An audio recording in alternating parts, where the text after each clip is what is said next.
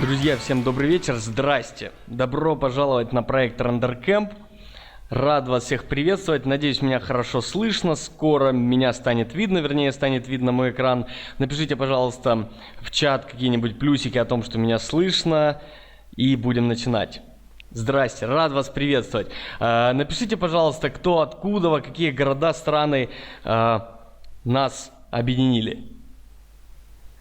Киев, Пенза, Москва, Донецк, Воронеж, Екатеринбург, Одесса, Киев, сколько Киева, Ессентуки, Алматы. Ессентуки у нас, по-моему, еще не были, я не читал такого. Здрасте. Бишкек, Екатеринбург, Новосибирск, Пенза, Уфа, Тюмень, Степь. Привет, Степь. Москва.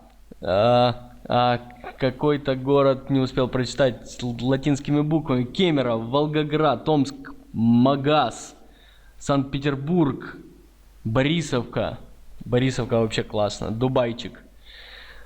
Ребят, очень приятно, что так много людей собралось. Тема сегодня действительно очень интересная, действительно очень мощная. Хотел бы сразу заявить по регламенту сегодняшнего проведения мастер-класса. Сегодняшний мастер-класс будет проходить часа 2 примерно. Тема объемная, сцена тяжелая, информации много, поэтому коротко сегодня не получится, но это и хорошо. Вот. Конечно же, в конце вебинара я отвечу на вопросы, которые у вас будут по сегодняшнему дню и так далее. Сразу напомню, что клавишей F11 вы можете развернуть экран вебинара на всю страницу, и вы можете скрыть список участников, опять-таки для того, чтобы расширить окно вебинара, чтобы лучше видеть то, что у нас происходит. Если вы по любой причине будете выпадать из вебинара, вебинар зависает, пропадает звук, перезагрузите, пожалуйста, страницу и перезайдите заново, это вам поможет. Сразу прошу, ребят, если кто-то в чат будет спрашивать по поводу того, что делать, у меня звук пропал, напишите, пожалуйста, этому человеку, чтобы он перезагрузился, чтобы я не отвлекался на это. Ну что ж. Я думаю, что я могу начинать трансляцию экрана. Окей, хорошо. Замечательно. Текст. Ну, сцена у нас сегодня вот такая вот, очень объемная. Это реальный проект нашей студии в Нью-Йорке. Называется он Highline 520, потому что здесь Highline и потому что это 520-я улица. Вот. Моделировали мы это все у нас в студии, пол Нью-Йорка отмоделировали. Вот сцена большая, тяжелая, здесь порядка, это уже почищенная сцена, здесь порядка 12 миллионов полигонов. Я буду отключать автосейвы, ну, чтобы не тратить время. Текст. Все уже промоделировано, все протекстурировано, за исключением, конечно же, тех элементов, которые мы сегодня будем анимировать. Анимацией мы сегодня будем заниматься деревьев, автомобилей, камеры и так далее. Сразу должен сказать, что в реальной работе вообще задача этой сцены у нас изначальная была, это VR-камеры, то есть камеры виртуальной реальности, ну, наподобие Oculus и так далее. Вот, соответственно, детализация здесь довольно высокая, большое количество камер.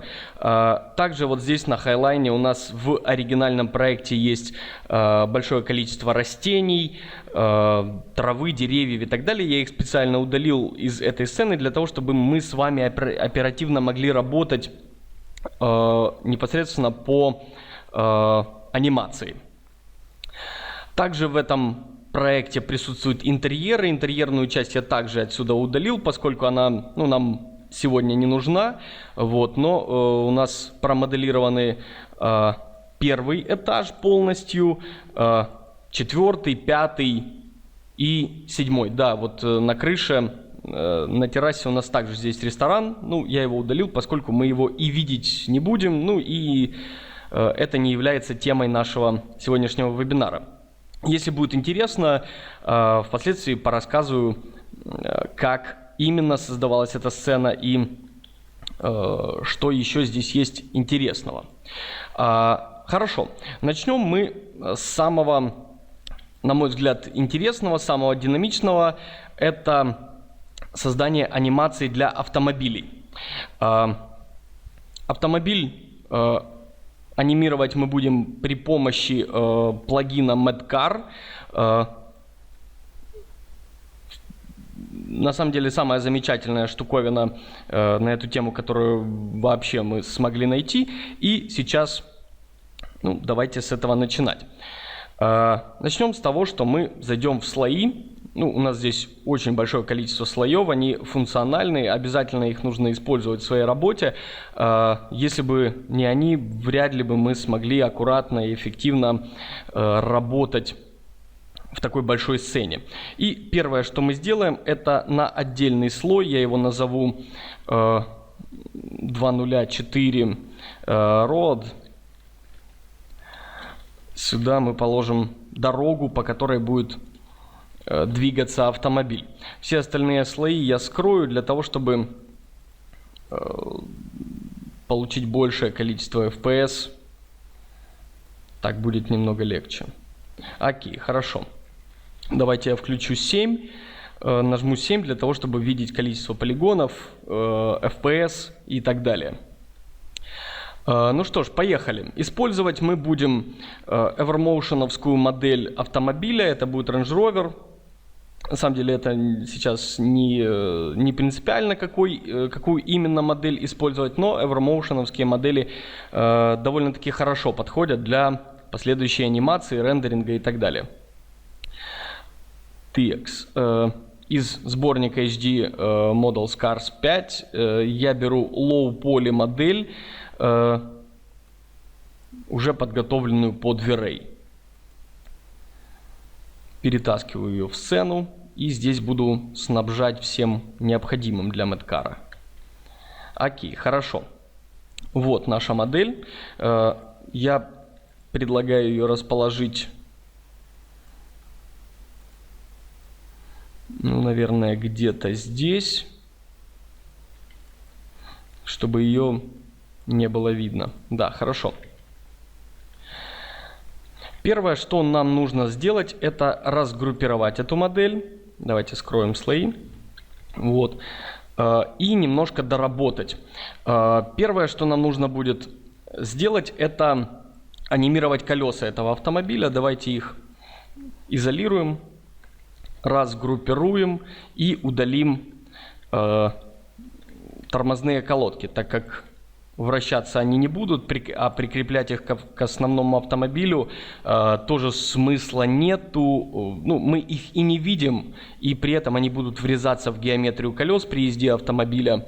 Это нам будет мешать. Вернее, это будет мешать на рендере. Окей, хорошо. Теперь поработаем отдельно с каждым колесом. Их нужно разгруппировать и приатачить все дополнительные элементы. Давайте выберем все, Attach.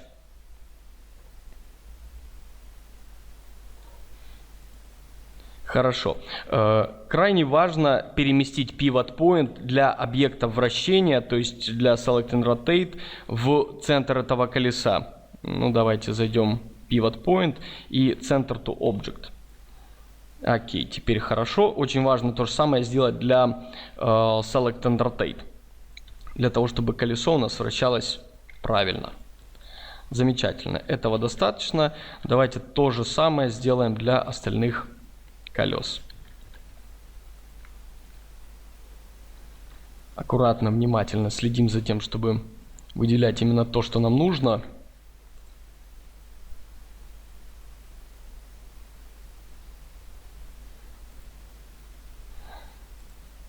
Pivot Point в центр для объекта вращения.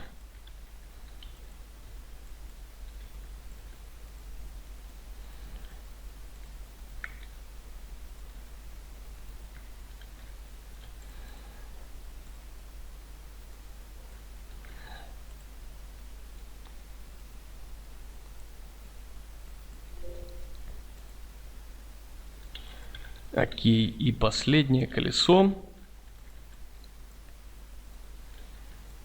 Там у нас есть внутренние части, о них важно не забыть.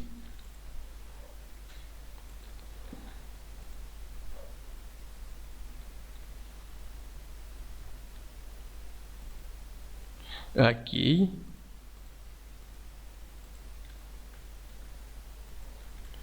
Замечательно. Так, вроде бы все сделали. Давайте проверим. Все колеса. Pivot point для одного забыл. Ну, ничего. Так, все хорошо. Все колеса настроены. Pivot поинты настроены. Замечательно. Теперь давайте сработаем с остальной геометрией. Давайте скроем колеса. Выберем весь остальной автомобиль. Можно тоже pivot поинты переместить к центрам, но это не столь важно. Да, вот здесь один объект колеса остался неудел.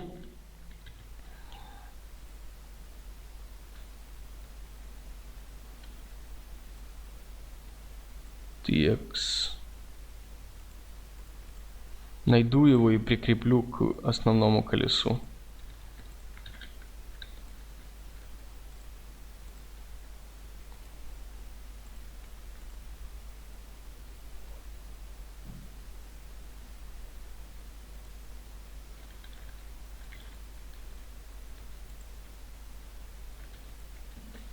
Хорошо. Теперь просто группирую остальной автомобиль. Вот. И можно смело его расхайдить вместе со всеми колесами. Нам понадобится в первую очередь именно колеса. Хорошо. Слой с автомобилем. Давайте выберем 4 колеса. Окей, хорошо.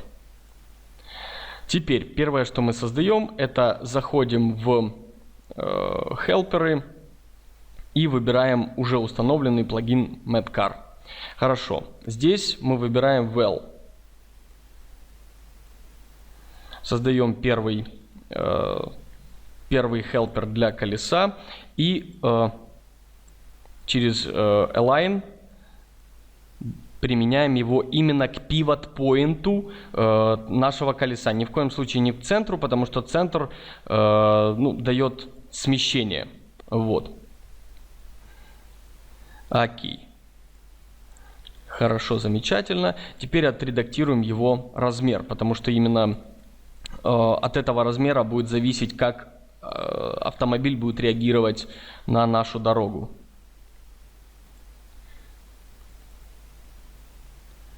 По ширине, по высоте, плюс-минус миллиметр, конечно, роли особо не сыграет, но все-таки лучше это сделать аккуратно.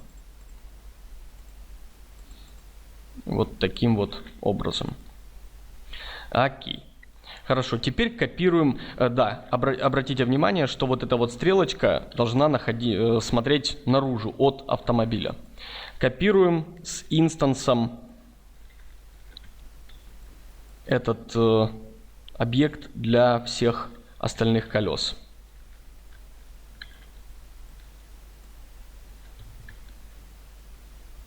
Разворачиваем на 180 градусов. Располагаем в центре. Лучше его привязать точно к pivot поинту. Замечательно. Выбираем оба. Копируем дальше. Точно так же инстанс. По X отключаем выравнивание. Этого достаточно. Все, у нас 4 объекта создано. Давайте их сразу привяжем к нашим колесам, то есть эти дами объекты. Выбираем колесо. Давайте отключим отображение белых ребер для выделенных объектов. Немножко неудобно сейчас. И выбираем Select and Link. И протягиваем его к этому даме объекту.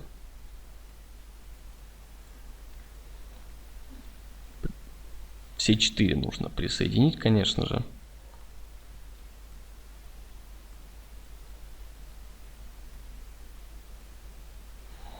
Текст. Замечательно.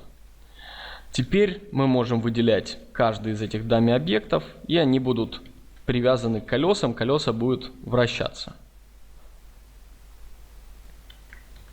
Замечательно. Лучше это проверить, чтобы потом, когда мы начнем настраивать анимацию, не оказалась какая-то лажа, когда у нас 3 колеса есть, а 4 где-то осталось. Все четко, все работает, замечательно. Следующий объект, который нам нужно создать, это сам шасси автомобиля. Выбираем шасси и растягиваем примерно таким образом. Стрелочка указывает направление движения автомобиля, где у него будет лицо. Вот. Ну, естественно, мы его ставим вот так вот. Очень не рекомендую делать размер шасси слишком высоким, потому что из-за этого автомобиль в анимации сможет переворачиваться, поэтому шасси лучше делать довольно таким низким. Вот нижняя часть пускай совпадает с низом корпуса автомобиля. Ширину лучше задать именно такую, какой габарит у нашего автомобиля имеется. Ширину, длину. Это опять-таки повлияет на физику движения автомобиля. Хорошо. К этому объекту мы еще вернемся. Далее давайте снова выделим колеса.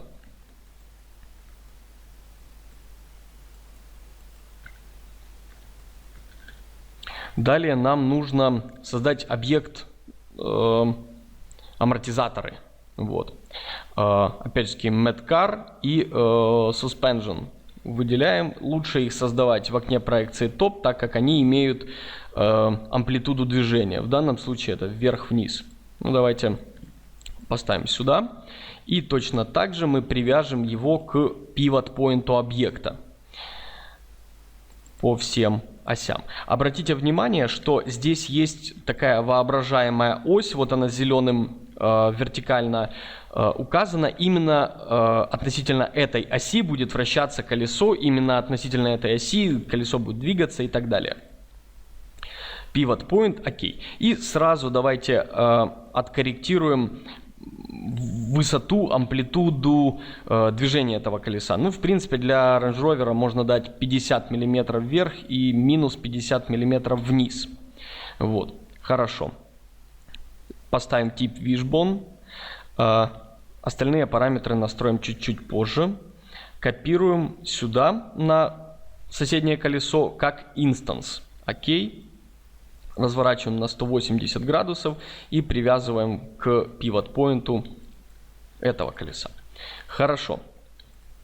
Теперь копируем на вторую ось, но уже как копию, потому что передние и задние колеса будут выполнять разные задачи.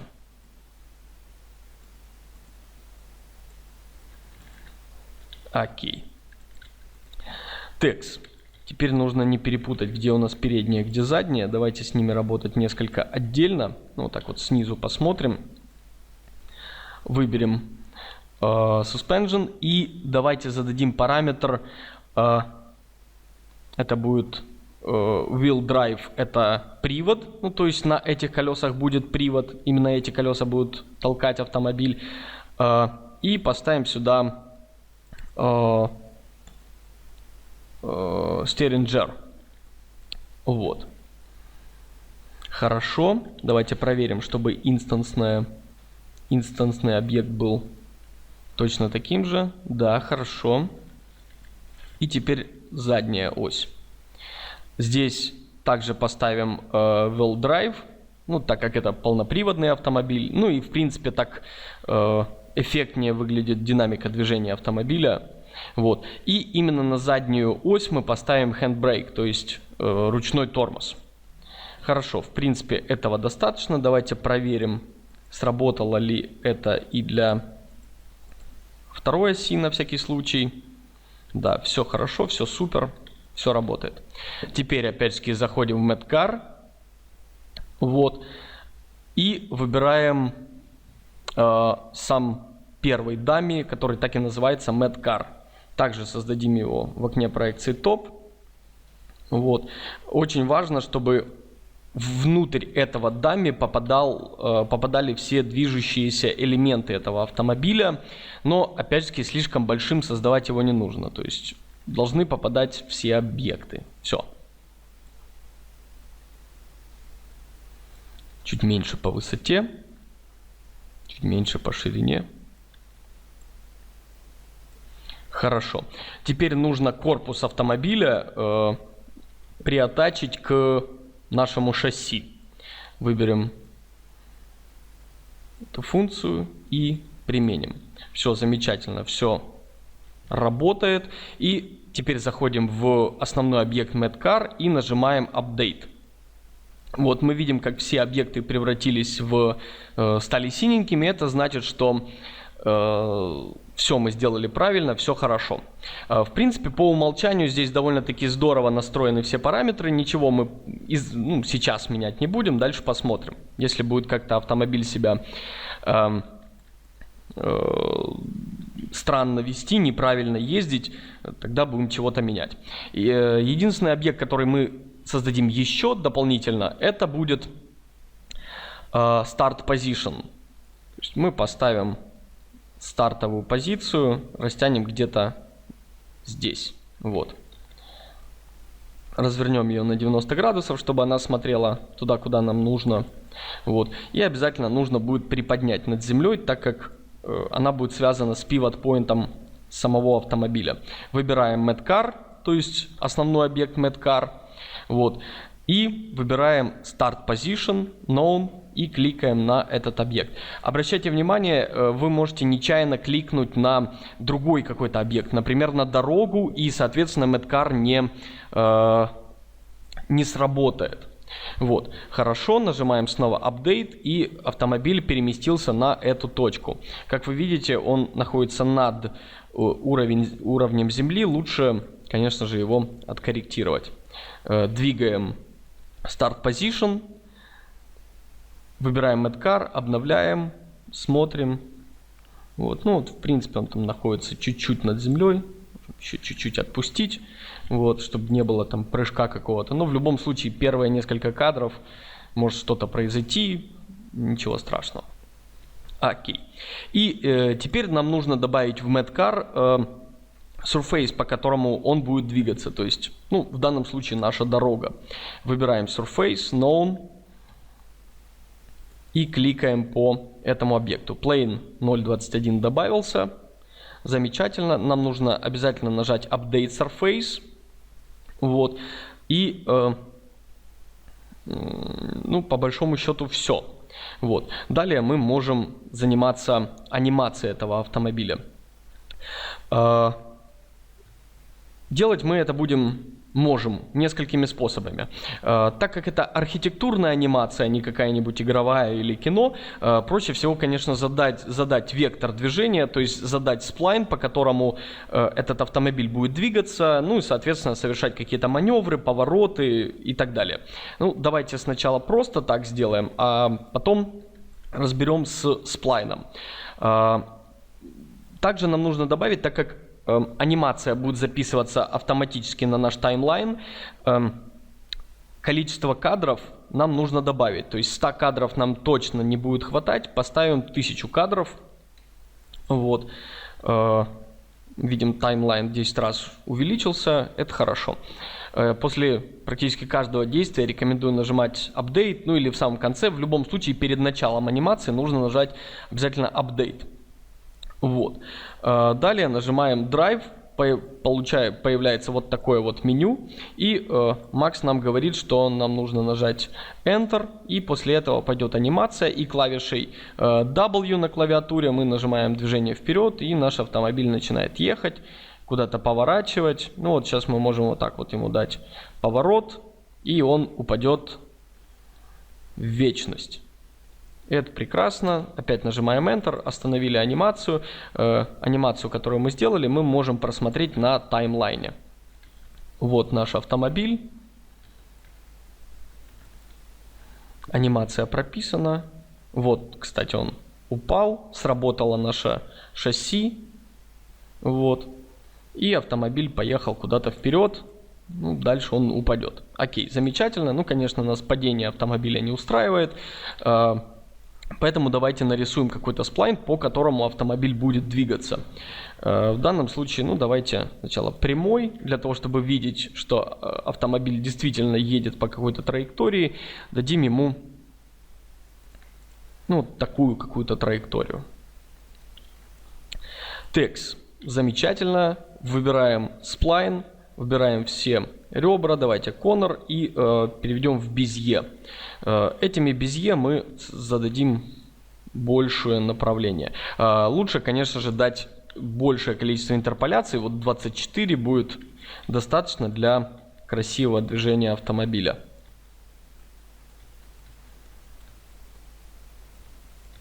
Вот будет у нас такой пьяный водитель, пускай он пошатается по улицам Нью-Йорка.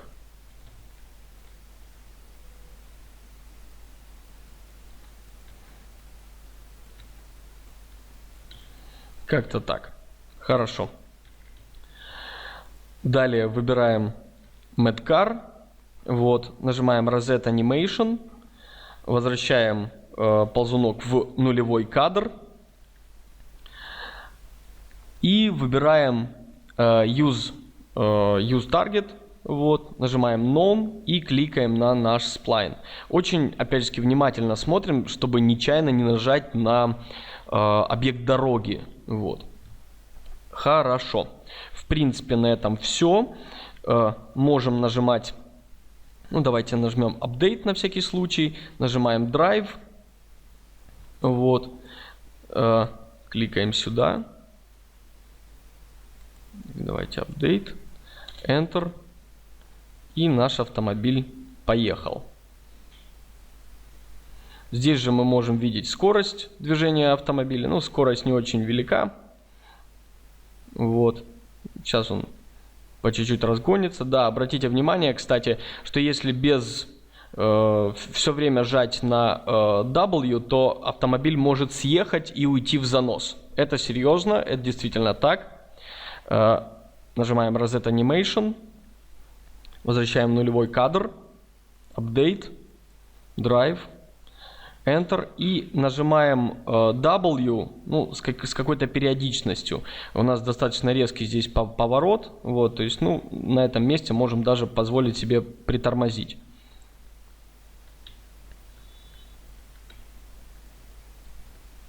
Вот у нас поехал автомобиль, он немножко съехал с изначального маршрута. Но опять же, давайте немножко поменяем параметры, с которыми мы будем этим автомобилем управлять. Reset Animation. Окей. Давайте выберем здесь. Вернем в нулевой кадр. И поставим, давайте, Max Drift чуть-чуть побольше. Вот. Где-то так, я думаю, будет достаточно. Update. Drive. Кликнули. Enter. Ну и поехали.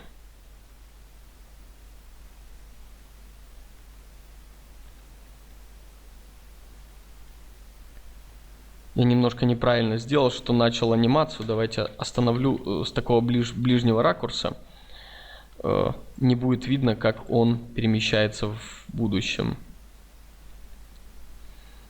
Update. Enter. Поехали.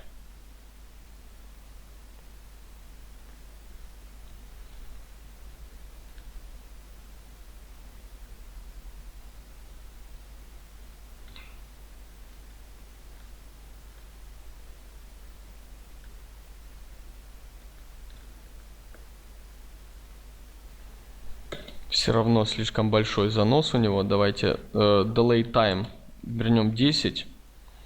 Здесь поставим чуть больше. Reset, Update, Enter. Поехали.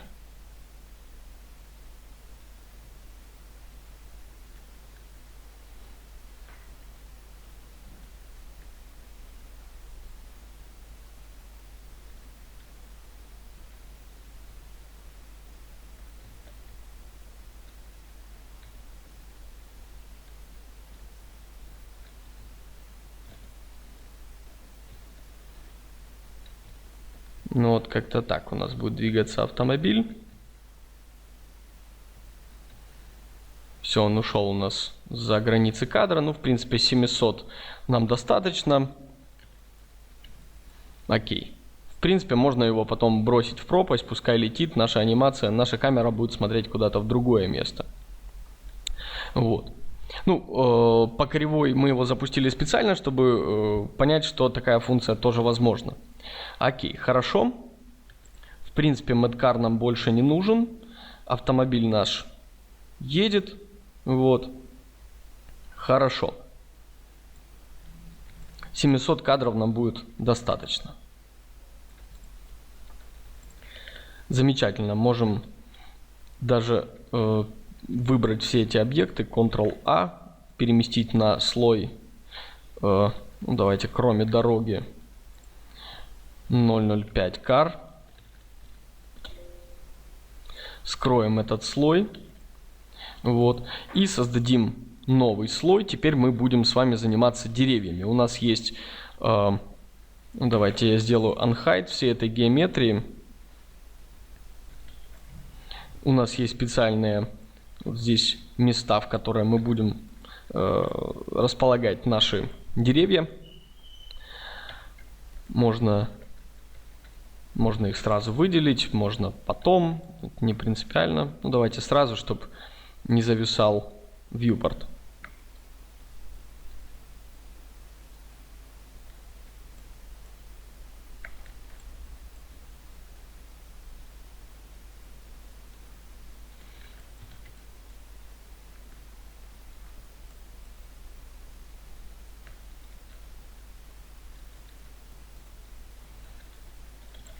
Хорошо. Давайте создадим новый слой.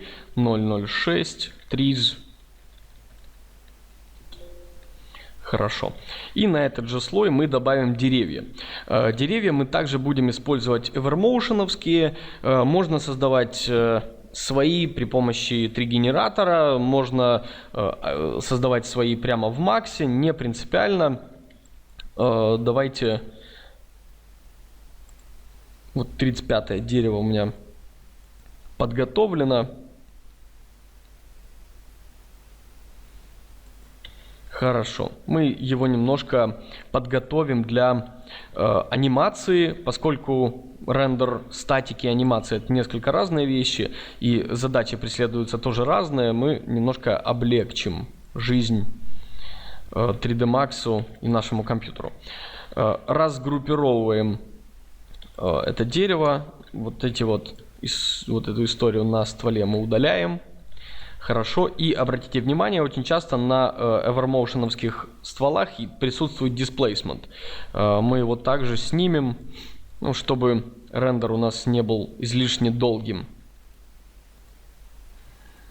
Глобально, конечно же, для финальных сцен можно оставлять. Но вы должны учитывать, что displacement рендерит несколько дольше ваши сцены. Хорошо. В принципе, основу мы сделали. Обратите внимание, что у evermotion'овских деревьев, ну и в принципе, если вы будете сами создавать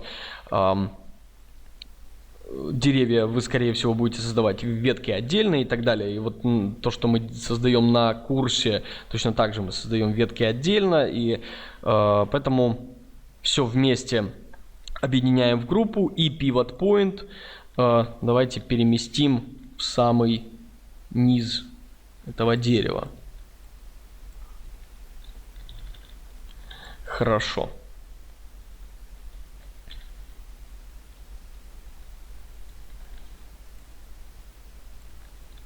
Расположим объект где-то здесь. Но сразу его можно меньше сделать.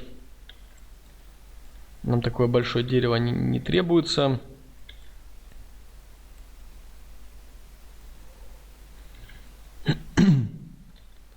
Хорошо. Давайте переместим pivot point так, чтобы вращать его было еще удобно.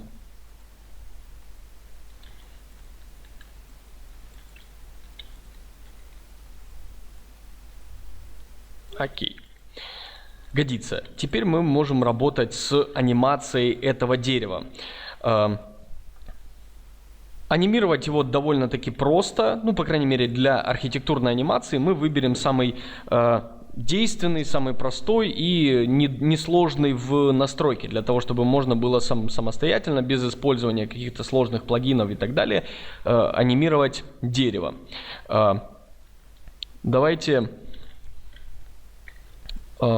на этот объект кладем модификатор, который называется FFD 3×3. Хорошо. И возвращаем в нулевой кадр, ставим кнопку AutoKey, ставим ключ в первом кадре и мотаем кадров на 90-80 примерно. Ну, давайте, чтобы ровно было удобно, на 90 кадр, на 90 кадр. Хорошо.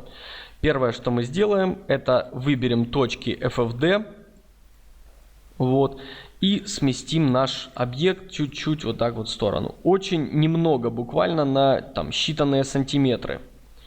Хорошо. Верхние две и самые верхние можно чуть-чуть тоже. Буквально на совсем мало-мало. Хорошо.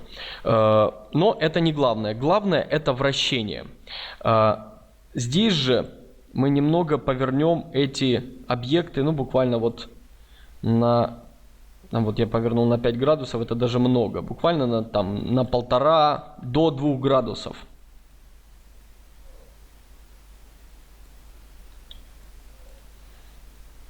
Хорошо. Далее перематываем на... куда-то уже подальше, где-то на 250 кадр, к примеру. У нас нет задачи создать торнадо, мы занимаемся все-таки архитектурной анимацией. Соответственно, совсем немножко пододвинем его вправо. Замечательно. И здесь также его повернем, но уже в другую сторону.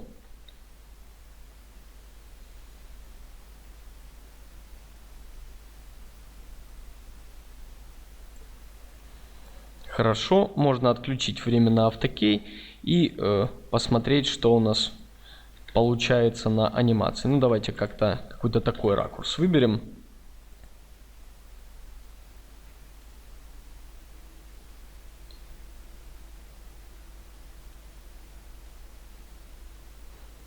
Вот так вот у нас дерево немного пошевелилось.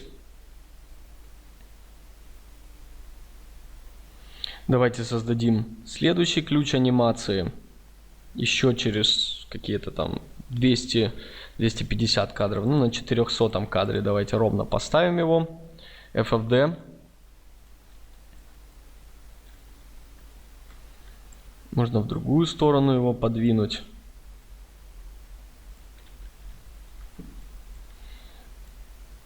Немного развернем. Вау.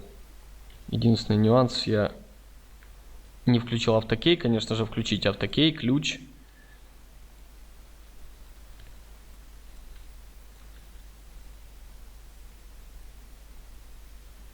Немножко совсем двигаем.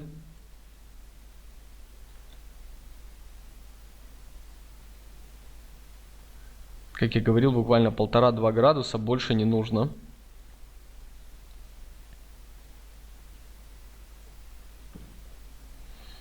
Давайте следующий, там 550 кадр.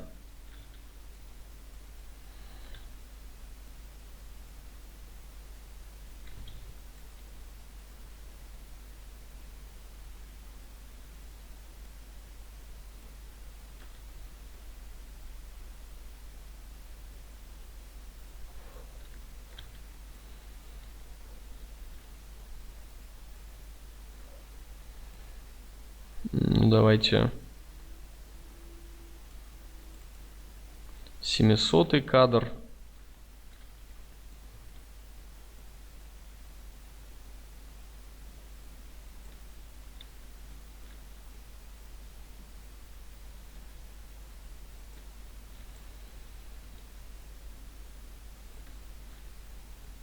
Можно последний, там 850. Ну, в конце, в принципе, нам всю 1000 кадров не обязательно забивать ключами.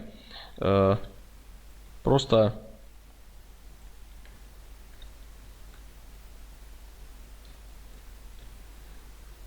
немного подвигать, чтобы на всей длине анимации у нас что-то с деревом происходило.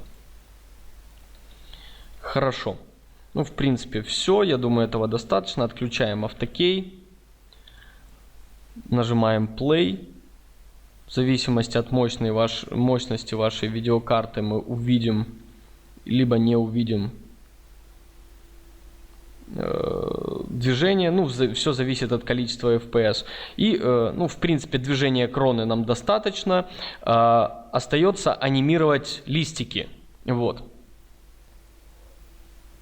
Так как они сейчас находятся очень статично, это не очень хорошо для нас. Ну, вернее, как не то чтобы не очень хорошо, а это нереалистично.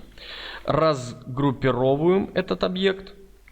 Можно даже не можно, а лучше не разгруппировать его, а открыть группу и выбрать листики. Обратите внимание, опять же таки, что листва у эвромоушеновских моделей, как правило, не у всех, но у многих разбита на две части. То есть есть два варианта листвы. Вот.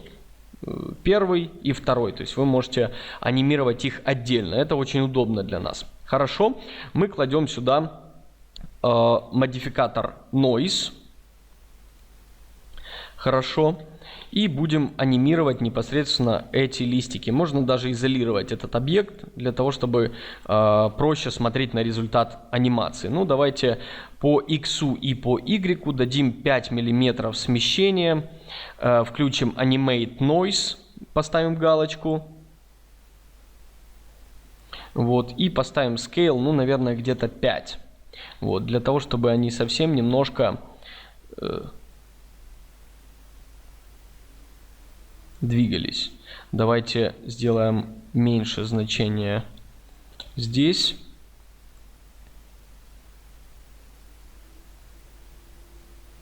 Наверное, дам больше возможность движения 20 мм. Scale сделаю еще меньше, единицу.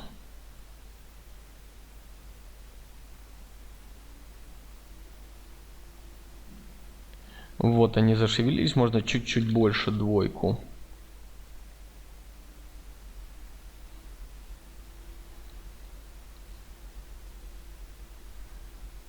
Окей, хорошо.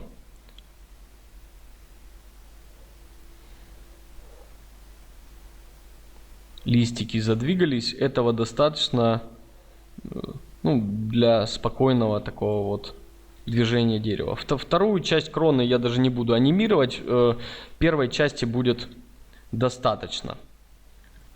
Хорошо. Давайте выберем это дерево.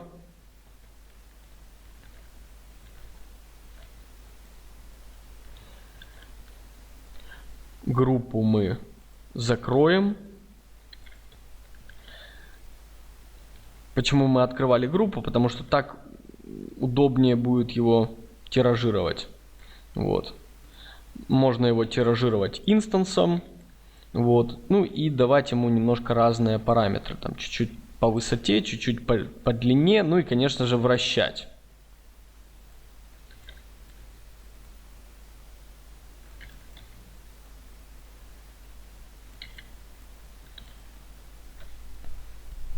Каждое дерево нам нужно немножечко развернуть, чтобы получить... Давайте сразу сделаем 4 копии инстансные.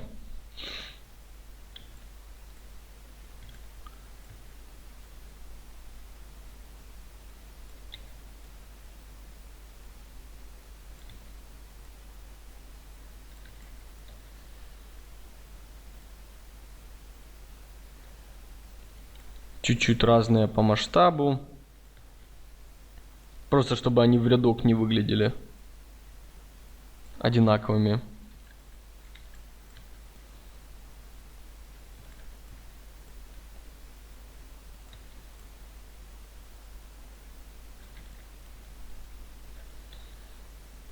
Повращаю так, чтобы они в здание сильно не не влазили.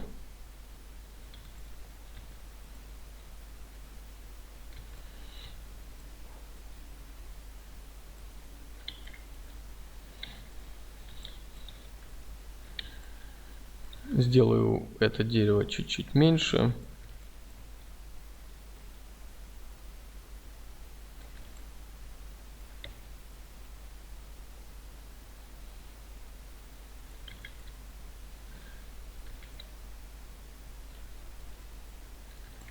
Вот это последнее дерево мне нужно еще немножко повернуть. Сделаю его чуть-чуть больше.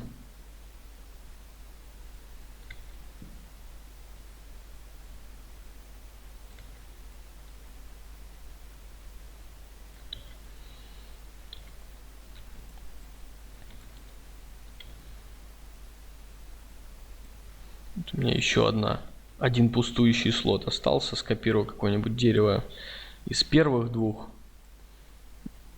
Оставлю его точно таким же.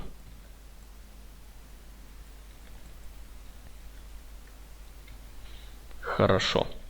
В результате этого всего у нас получилась анимация. Ну, конечно же, сейчас вряд ли видеокарта мне позволит показать полностью все движения всех листиков. Но видно, что все деревья немножко шевелятся.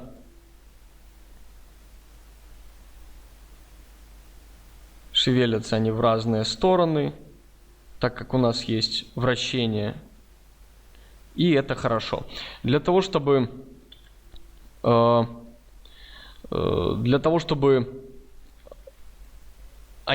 эти деревья не мешали нам во время просмотра следующих анимаций, ну, в данном случае анимации камеры и так далее, мы можем их отобразить как бокс. Давайте так и сделаем. Я выберу слой деревьев. Вот. Мне нужно зайти в Object Properties, General, выбрать By Layer, Display и нажать Display as Box. Вот, в таком случае эти деревья будут отображаться как бокс, и рендериться они будут нормально, вот, но при этом они не будут тянуть слишком много на себя при работе вьюпорта. Самые тяжелые объекты, которые у вас есть в сцене, тоже лучше перевести в Display as Box. То есть то же самое можно сделать с автомобилем, то же самое можно сделать с какой-то сложной геометрией. Ну и вопрос оптимизации сцены будет для вас, ну, скорее всего, открытым. Вот. Движутся наши деревья, движется наш пьяный водитель.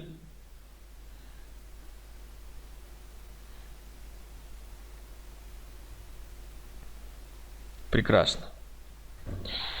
Хорошо. Теперь мы переходим к настройке света. Света у нас здесь нету, абсолютно никаких настроек в этой сцене тоже нету. Пресеты мы использовать не будем, прямо сейчас все настроим. Использовать мы будем связку V-Ray Sun, V-Ray Sky с некоторыми небольшими корректировками. Давайте поставим солнце. Давайте создадим новый слой. Назовем его 001 Sun.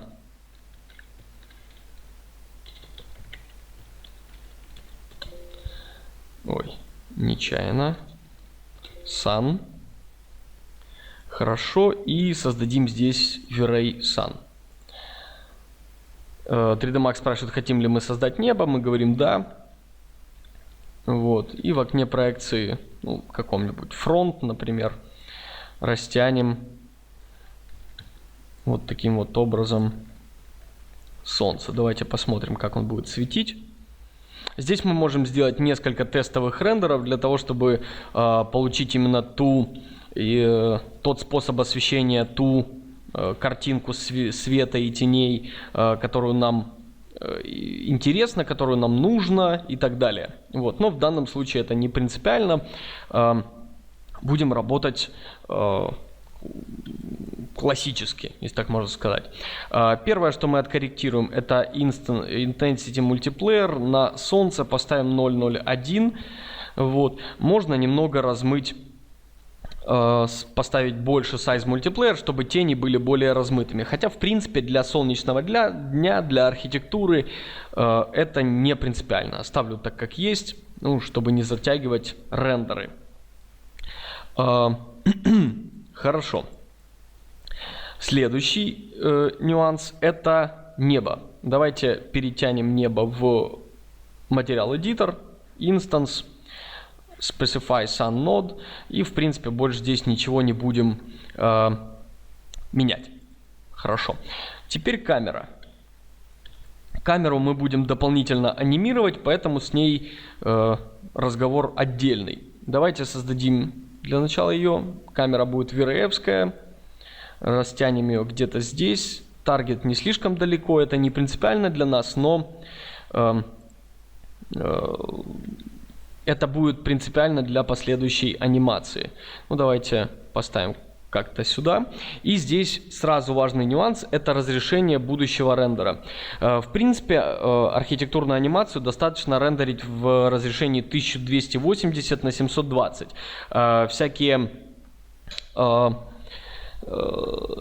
Всякие ютубы и так далее воспримут это разрешение адекватно и не будет финальное видео пережимать. Поэтому мы так и сделаем. 1280 на 720.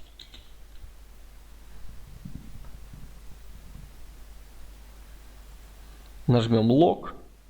Нажмем Shift-F. Хорошо. Теперь зайдем в саму камеру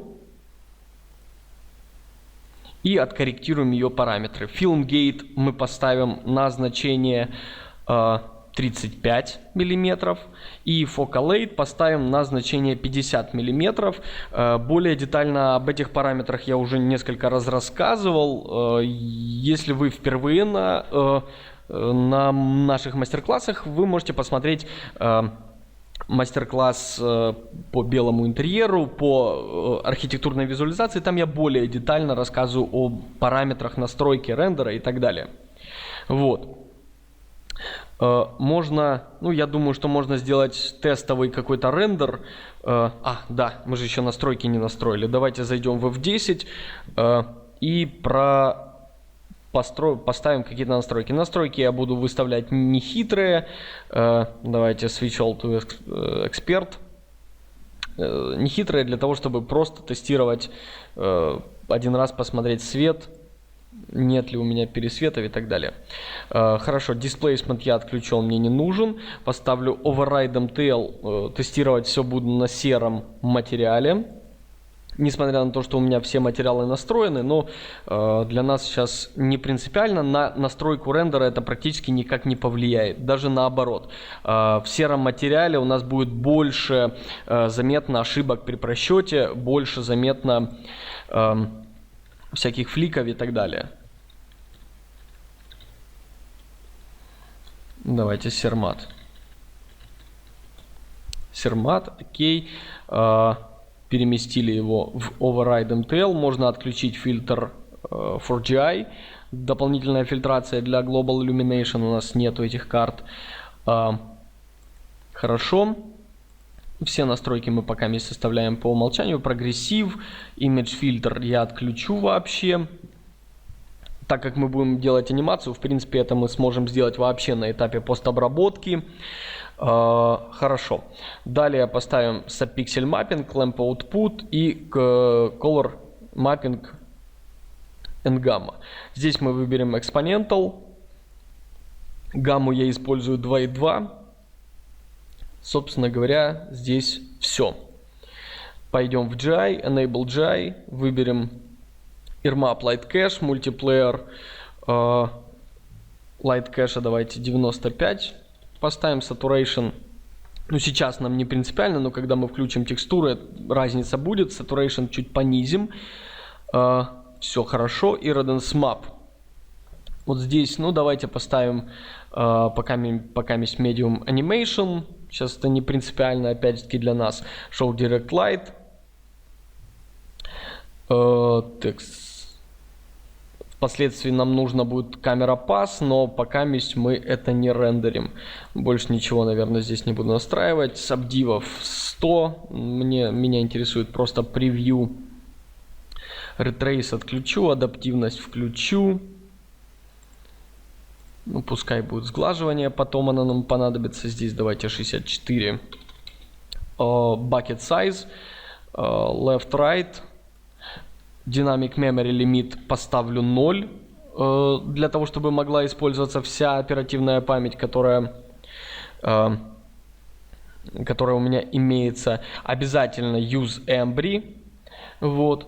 Ну и в принципе-то и все. Вот. Давайте сделаем один тестовый рендер для того, чтобы посмотреть, как у нас распространяется свет.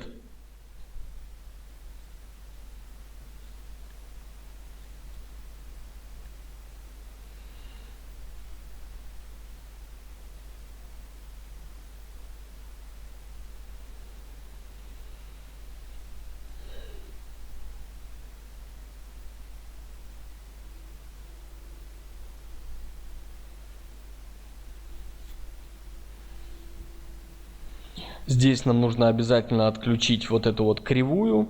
И я вижу, что в принципе можно добавить немножко мощности на... Ах да, у меня же еще не полностью откорректированы настройки камеры. Сейчас проверим. И, судя по всему, я оставил прогрессив. Ну, ничего страшного, окей. В принципе... Глобально свет, который есть, меня устраивает. Сейчас откорректируем камеру, немножко откорректируем настройки и будем уже настраивать анимацию. Подождем выход из рендера.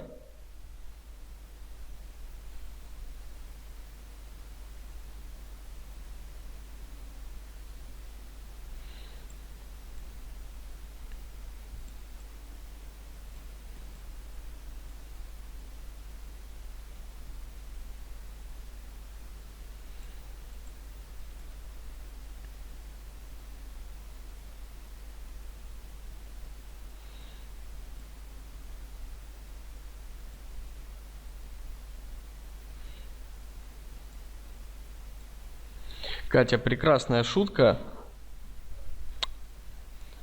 Для тебя место мы разыграем именно таким способом. Окей, заходим в Array, Global Switches. Так, Image Sampler. Давайте адаптив. Хорошо. Теперь в камеру. Select камера. И давайте отключим винитирование, отключим Custom Balance, поставлю Neutral. Shutter Speed поставлю чуть выше. Я думаю, что этого будет достаточно. Еще один тест. По поводу места на курсе. Место на курсе будет разыграно путем мною выбранного от вас самого интересного вопроса. Ну и самый активный из вас, кто будет задавать самые отдельные вопросы, вот, тот и присоединится к нам на курсе. Хорошо. Так, ну давайте чуть-чуть мощнее дадим солнце.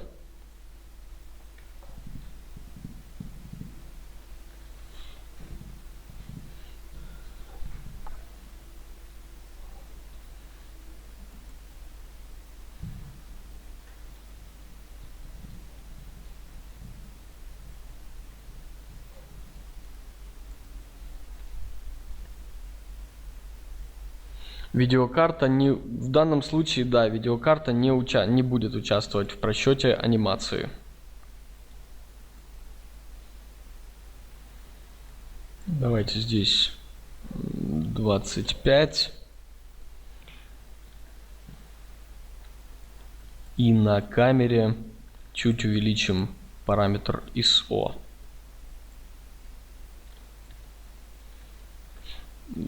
Нет, давайте не ISO, давайте F-number понизим, поставим 3 и 4. Да, вот так будет лучше.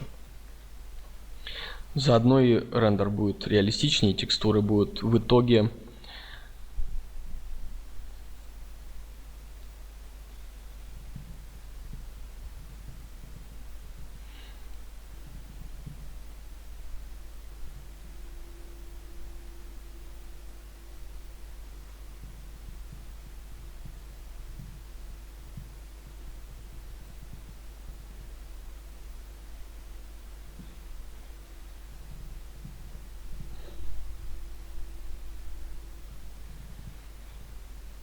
окей, хорошо. Ну вот этот цвет меня уже будет больше устраивать.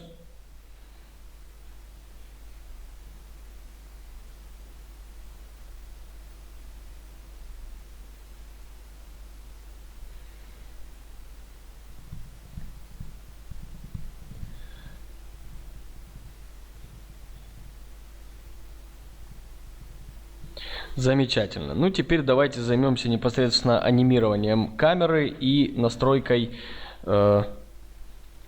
анимации. Сейчас сохранит кэш Макс.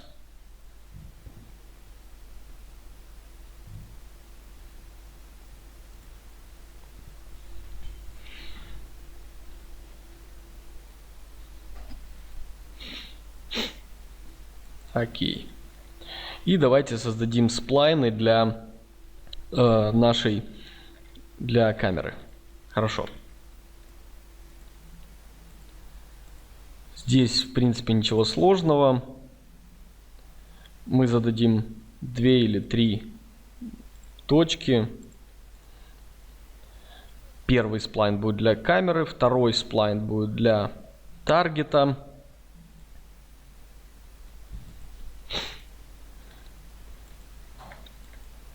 Я думаю, что этого достаточно.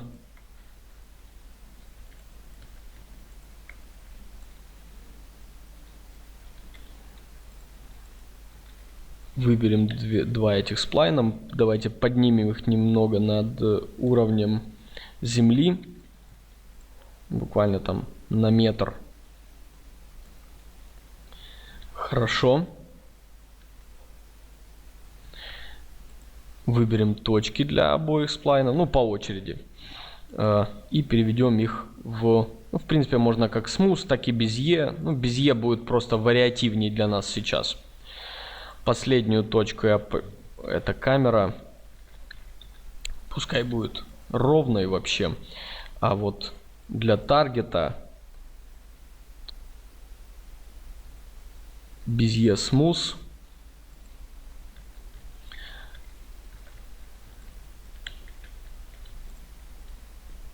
Выйду в перспективу.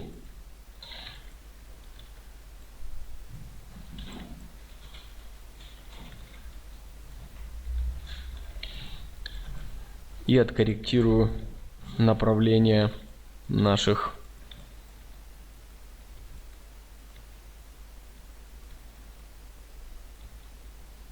давайте этой точке безе конор и вытяну вот этот вот это ребро. Хочу, чтобы таргет в конце анимации улетел вверх и начал смотреть на небо. Давайте его куда-то сюда введем. В здание, чтобы он на здание смотрел. Обратно безе.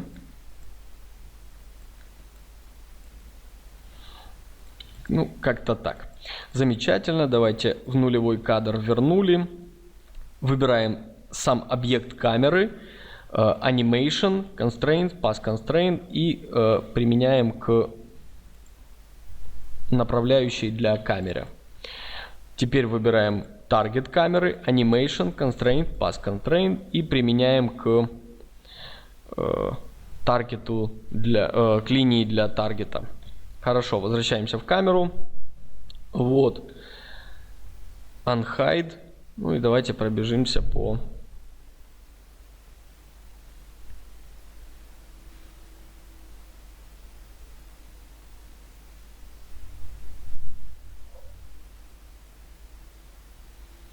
всей нашей анимации. Ну вот примерно вот так вот мы будем видеть ее.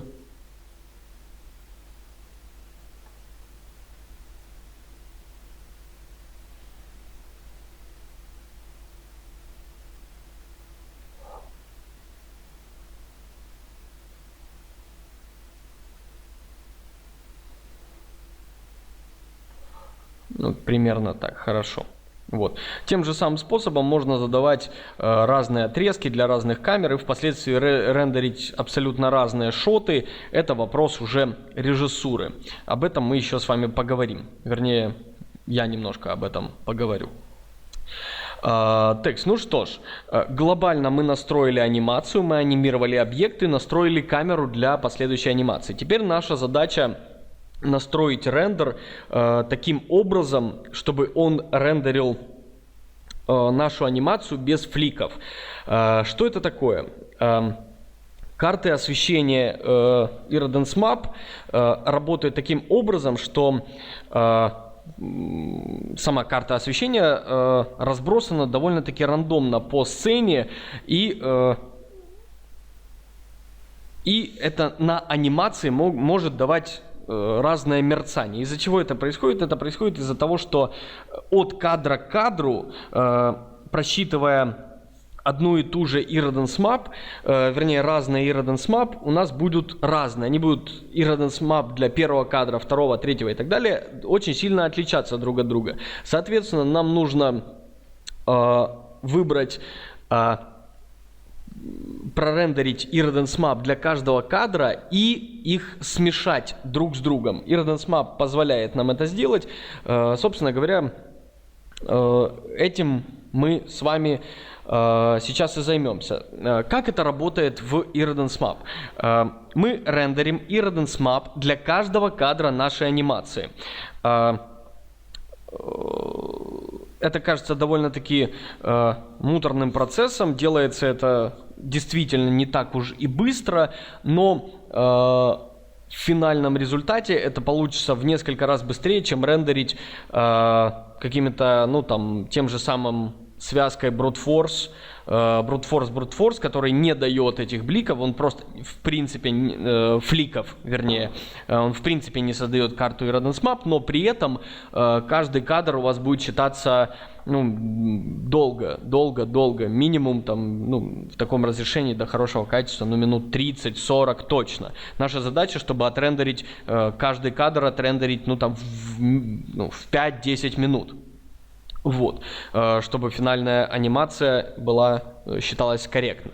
И следующий нюанс. Вы должны помнить, когда, ну, в принципе, вы это должны помнить еще на этапе идеи, что в 1 секунде анимации 30 кадров. Вот. Соответственно, если вы хотите создать ролик там, на 10 секунд, вам нужно будет отрендерить 300 кадров. 300 кадров умножаем на те же самые 10 минут и получаем довольно-таки продолжительное время. Вот. При этом, для того, чтобы рендерить это рендер-фермами, вам придется очень сильно выкрутиться, поэтому, скорее всего, вам придется рендерить это своими силами. Да и, в принципе, для собственного развития это было бы интереснее. Окей, хорошо. Далее переходим в настройки рендера. Первое, что нам нужно сделать, это в Global Switches включить галку Don't Render Final Image. Вот. Далее заходим в GI. Далее нам нужно выставить параметры Medium Animation. Вот. Чем выше мы сейчас дадим настройки Iridance Map, тем более качественно у нас будет в итоге просчитан наш рендер. Поэтому давайте здесь дадим, хотя пускай остается 50, в принципе для архитектуры этого достаточно. Вот. Ставим галку Check Sample Visibility. Эта функция позволяет просчитывать Iridance Map статично для статичных объектов и считать динамику только для динамичных объектов. Ну, то есть в данном случае это деревья и автомобиль. Вот.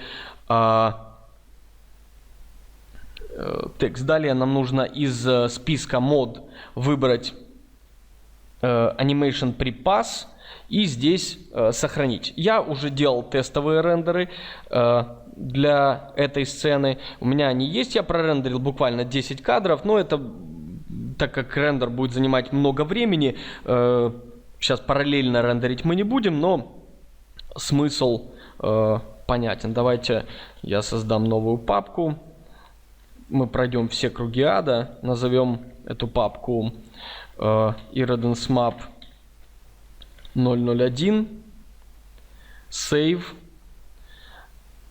Окей, автосейв у нас включился. И здесь в iRendance нам нужно также в Light Cache также немножко повысить сабдивы, повысить настройки. Повысим сабдивы, поставим где-то 1200. Sample size, вот это очень важный нюанс. Нам обязательно нужно его поставить в world. В данном случае, в таком случае у нас свет будет корректно работать для анимации, так как мы работаем в реальных мировых единицах измерения, то есть в метрической системе. Sample size поставим 150 мм. Это, в принципе, усредненное значение для рендера архитектуры. Хорошо. Text Retrace мы оставим фильтр. Давайте оставим фильтр для того, чтобы мягче была анимация. Здесь, пускай 5 мы оставим. Все остальное, в принципе, можно также и оставлять. Use Camera Pass ставим. Хорошо. Выбираем Single Mode. Он по умолчанию стоит, но нам его нужно сохранить. Выбираем Save. Выбираем Animation, та же самая папка. Нажимаем Light Cache 001. Хорошо. Автосейв. Вот. И сохраняем его сюда же. Окей. То есть автоматически Light Cache у нас будет сохраняться в этот файл. Собственно говоря, все. После этого мы можем смело выбирать, начинать нашу анимацию. Если вам не нужно все ваши 1000 кадров, то анимацию вы можете установить с какого-то кадра по какой-то. В данном случае вот здесь вот автомобиль к нам подъезжает, можем просчитать с 300 кадра до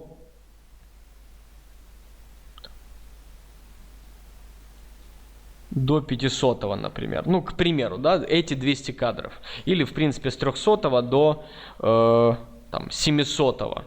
Вот. Ставим range, например. Успел отменить автосейв. Ставим range 300, 700. Окей, хорошо. И нажимаем рендер. После этого будет идти рендер только вашей iRendance Map. Вот. То есть iRendance Map и Light Cache. Финальные картинки вы видеть не будете. В принципе, вам эти 300 кадров, 400 кадров будут рендериться, наверное, ночь точно будут рендериться, а то и больше. Часов 12-16 они порендерятся. То есть каждый кадр будет рендериться минуты 4. Вот. Опять-таки, в зависимости от сложности вашей сцены, сложности настроек и так далее. Хорошо. После того, как отрендерился ваш iRendance Map и Light Cache, мы заходим в первую очередь в Global Switches и отключаем Don't Render Final Image. Теперь мы будем рендерить только финальную картинку. Обратно заходим в GI и меняем Animation Prepass на Animation Renderings. Выбираем этот же файл.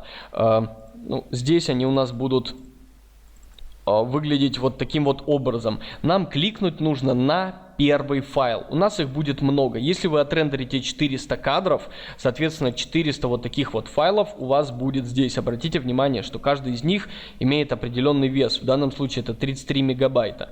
Вот. То есть у вас должно быть довольно-таки много свободного места на винчестере. Любая анимация предполагает работу с большим количеством информации. Хорошо, выбираем этот файл и Light Cache мы отключаем вовсе. ставим здесь known. Далее мы понижаем параметр interpolation samples, ставим 5.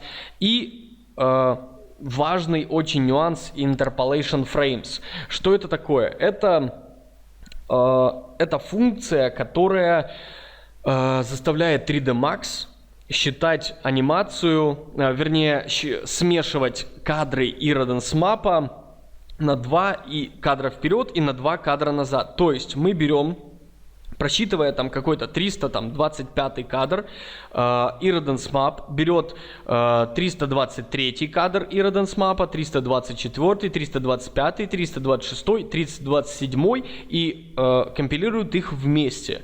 Вот. Среднестатистическую он выдает, и благодаря этому сглаживается картинка. Отсюда логично предположить, что чем меньше мы дадим здесь кадров смешения Iridance Map, тем больше мы получим фликов. Но при этом, чем больше мы дадим смешения Iridance Map, тем более странным получится финальный результат. Именно странным, потому что никакое другое слово сюда слабо применимо. То есть у вас тень может уехать в другую сторону от объекта, там свет может появиться там, где его нету. Вот. То есть среднее значение это как раз 2 interpolation frames. Не рекомендуется использовать выше 4. Вот. Выше 4, скорее всего, у вас появятся уже какие-то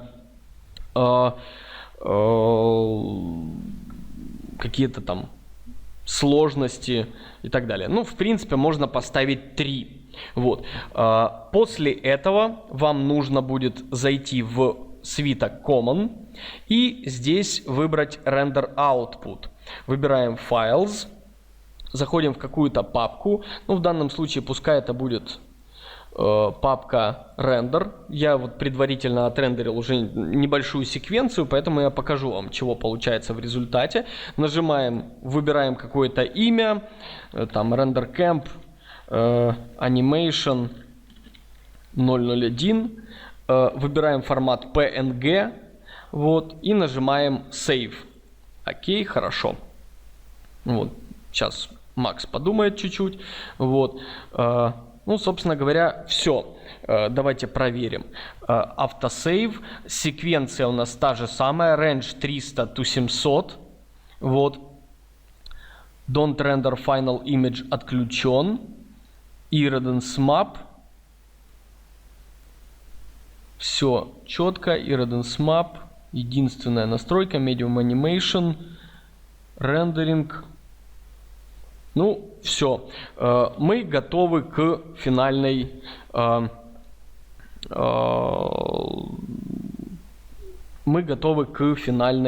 анимации. Вот. Так, опять у меня пошел автосейв. Вот. Глобально на этом все. Вот. По основной работе с анимацией все. Секвенции можно сохранить одним файлом EXR. Не рекомендуется, поскольку вы потом будете открывать его для дальнейшего редактирования, скорее всего, в After Effects. After Effects будет очень тяжело EXR для вас подгружать. Вот. JPEG, PNG для анимации этого более чем достаточно. Тем более для шотовой анимации. Вот. Лучше Nuke. Ну, опять-таки, это дело вкуса. Вот. Я работаю в After Effects. Мне After Effects больше нравится. Text. Пока идет автосейв. Текст. Ну, давайте посмотрим те кусочки. У меня также 10 кадров анимации я сделал. То есть у меня, к сожалению, не было большого количества времени считать анимацию. И вот что у нас получилось. Вот. Вот у меня 10 кадров. Двигается автомобиль, вот он пошел назад. Ну, то есть 10 кадров это треть секунды, то есть это очень мало. Но мы видим, что у нас нет никакого мерцания. У нас двигается камера, двигается автомобиль. Вот. И все у нас прекрасно в нашем в нашей анимации. Вот. Если у меня будет много свободного времени, маловероятно, но давно хочется сделать именно учебную сцену. Вот. Я, может быть, постараюсь отрендерить эту сцену, чтобы впоследствии ее выложить в начале видео по мастер-классу. Текст. Ну что ж, с этим понятно. Теперь, прежде чем мы перейдем к вашим вопросам и раздаванию слонов, приглашаю вас дружно на курс по архитектурной визуализации, который начнется 7 марта, вот, в преддверии праздника. Вот. Поэтому добро пожаловать. Мы будем заниматься архитектурной визуализацией, мы будем заниматься моделированием ландшафтной архитектуры. Вот. Задача этого курса поработать именно с ландшафтом, кроме архитектуры, поскольку окружение нашей архитектуры всегда создает подоснову, такой пьедестал для всей архитектуры. И замечено, что очень часто в работах, которые гуляют по архитектуре, по интернету, архитектура проработана хорошо, окружение выполнено слабо, очень слабо, нефункционально, без знаний законов градостроительства, без знаний законов каких-то там композиций, формирования кадров, формирования композиций из объектов, формирования композиций и непосредственно вашего рендера, вашей картинки. Добро пожаловать. Мало того, ближайшие 2 дня сохранится приятная стоимость на этот курс, так что, пожалуйста, добавляйтесь, и там мы с вами и увидимся. Вот. На кого я учился? Я как раз архитектор, и как раз вот архитектор-градостроитель моя специальность. Вот. Текст. Ну что ж, надеюсь, вы меня услышали, и никто этот курс из тех, конечно же, кто должен туда попасть, кто хочет туда попасть, его не пропустит, потому что штука эта будет реально мощная, и мы там поднимем невероятное количество полезных вещей. С радостью всех приглашаю. Спасибо всем огромное за вебинар. Мы здорово потрудились, и я очень надеюсь, что на просторах интернета в скором времени появятся хорошие визуализации ваших экстерьеров, анимаций и так далее. Еще раз спасибо большое за внимание, и встретимся мы с вами на следующих мастер-классах. До скорых встреч, чао, какао, пока.